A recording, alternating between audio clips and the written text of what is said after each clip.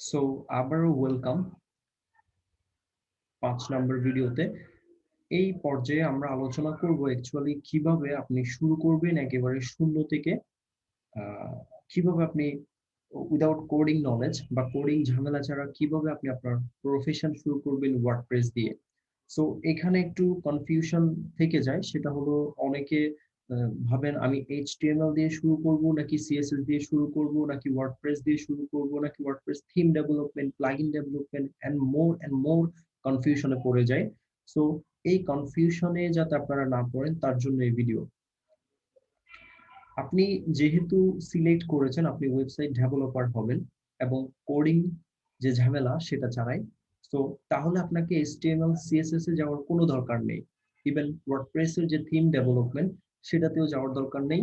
আপনাকে যেটা করতে হবে, ওয়ার্ডপ্রেসের যে বেসিক, একটা ওয়ার্ডপ্রেস কিভাবে ইনস্টল করা হয় লোকাল কম্পিউটারে, অর্থাৎ আপনার যে কম্পিউটার আছে সেই কম্পিউটারে আপনি কিভাবে ওয়ার্ডপ্রেস ইনস্টল করবেন, কিভাবে ওয়ার্ডপ্রেসটা কোথায় ইনস্টল করবেন। ফর এক্সাম্পল ওয়ার্ডপ্রেস সাধারণত ইনস্টল করা হয় কম্পিউটারের মধ্যে, প্রথমে জ্যাম সার্ভার দেওয়া হয়, ওই জ্যাম সার্ভারের মধ্যে ওয়ার্ডপ্রেসটা ইনস্টল করা হয়। এর পরবর্তীতে আপনাকে শিখতে হবে ডোমেইন হোস্টিং কি, ডোমেইন হোস্টিং কেন ইউজ করা হয়, কেন ডোমেইন হোস্টিং প্রয়োজন। এরপরে ওই নির্দিষ্ট ডোমেইন হোস্টিং এর মধ্যে, অর্থাৎ যেটাকে লাইভ সার্ভার বলে, লাইভ সার্ভারে কিভাবে ওয়ার্ডপ্রেস ইনস্টল করতে হয়।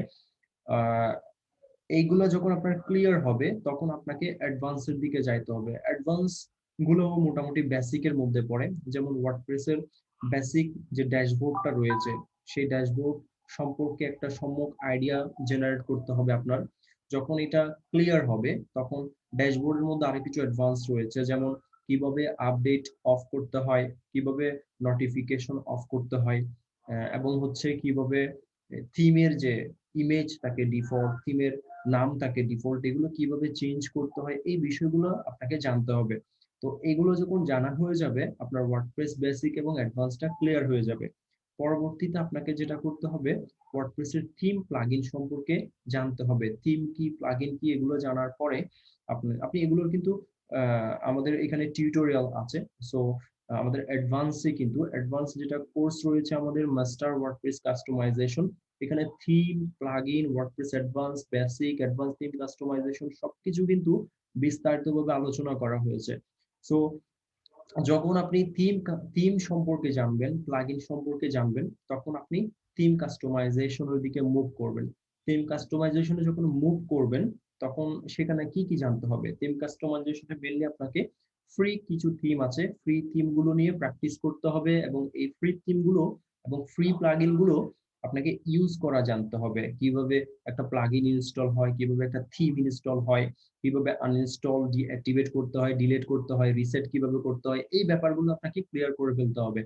এগুলো হচ্ছে থিম কাস্টমাইজেশনের বেসিক। এর পরবর্তীতে আপনাকে অ্যাডভান্স থিম কাস্টমাইজেশনের দিকে যেতে হবে। অ্যাডভান্স থিম কাস্টমাইজেশন আপনাকে শিখতে হবে মূলত পেইড থিম গুলো মেইনলি কিভাবে কাজ করে, যে প্রিমিয়াম থিম গুলো মেইনলি আমাদের কিভাবে কাজ করে, প্রিমিয়াম থিম গুলো নিয়ে কিভাবে কাজ করব। আপনি ফ্রি থিম নিয়ে যখন কাজ করবেন দেখবেন অনেকগুলো লিমিটেশন পাবেন, অনেক কিছু আপনি করতে চাইবেন কিন্তু করতে পারবেন না। আর ওই যে করতে না পারা ওগুলোই কিন্তু আপনাকে নিয়ে যেতে বাধ্য করবে যে আপনি অ্যাডভান্স থিম কাস্টমাইজেশন শিখেন, পেইড থিম নিয়ে কাজ করেন। সো পেইড থিম নিয়ে যখন কাজ করবেন আপনি তখন রিয়েল লাইফ প্রজেক্ট বুঝতে পারবেন, যে রিয়েল লাইফ প্রজেক্ট গুলো অ্যাকচুয়ালি কিভাবে তৈরি হয়। এবং আপনি দেখতে পারবেন যে একটা থিম যখন ইউজ করবেন ওটা দিয়েই মূলত আপনি যে কোনো টাইপের ওয়েবসাইট তৈরি করতে পারতেছেন কোনো লিমিটেশন ছাড়াই। সো যখন অ্যাডভান্স থিম কাস্টমাইজেশনে আপনি পারদর্শী হয়ে যাবেন তখন আপনি কি করবেন, নিজের একটা পোর্টফোলিও ওয়েবসাইট তৈরি করবেন। পোর্টফোলিও ওয়েবসাইটের জন্য কি দরকার, একটা ডোমেইন দরকার আপনার নিজের নামের, অথবা যে কোনো নাম দিয়ে, আর একটা হোস্টিং দরকার যেখানে আপনার ওয়েবসাইটের ইনফরমেশন গুলো থাকবে। সো যখন ডোমেইন হোস্টিং থাকবে আপনার, ওই ডোমেইন হোস্টিং এ আপনি যেহেতু ওয়েবসাইট তৈরি করতে পারেন, আপনি এখন যেহেতু থিম কাস্টমাইজেশন জানেন, যে কোনো একটা থিম দিয়ে, পেইড থিম হোক বা ফ্রি থিম হোক, আমি রিকমেন্ড করি পেইড থিম ইউজ করার জন্য বা প্রিমিয়াম। একটা প্রিমিয়াম থিম দিয়ে আপনি কি করবেন, একটা ওয়েবসাইট তৈরি করবেন। আপনার ওই ওয়েবসাইটের মধ্যে আপনার কাজের যে স্যাম্পল গুলো সেই স্যাম্পল গুলো আপনি রাখবেন। কারণ হচ্ছে আপনার যখন পোর্টফোলিও হয়ে যাবে একটা ওয়েবসাইটের মধ্যে আপনার প্রত্যেকটা কাজের স্যাম্পল গুলো থাকবে, তখন আপনি ফর এক্সাম্পল কেউ একজন আপনার কাছে আসলো, আমার একটা ওয়েবসাইট দরকার, ই কমার্স ওয়েবসাইট, এখন আপনার যদি কাজের স্যাম্পল পূর্বে থেকে থাকে, আপনি তাকে লিংক দিলেন যে এই নাও আমার ই-কমার্স তৈরি করা একটা স্যাম্পল আছে, প্রজেক্ট আছে, এটা তুমি দেখো। সো তখন কি হবে, তখন তার কনফিডেন্স লেভেলটা বৃদ্ধি পাবে যে আপনার প্রতি, না এই মানুষটা ভালো কাজ পারে, তার পূর্বের দক্ষতাটাও দেখলাম। সো আপনাকে কাজ দেওয়ার প্রবণতা কিন্তু বেড়ে যাবে, আলটিমেটলি আপনি কাজটাও পেয়ে যাবেন। সো আমার মনে হয় আলটিমেটলি বুঝতে পেরেছেন কিভাবে শুরু করবেন। বাট কনফিউশন যে বিষয়গুলো থাকে এগুলো মূলত কেটে যাবে আশা করি আমার যে এই টপিকটা দেখার পরে। সো শুরু করুন। Good luck, best of luck.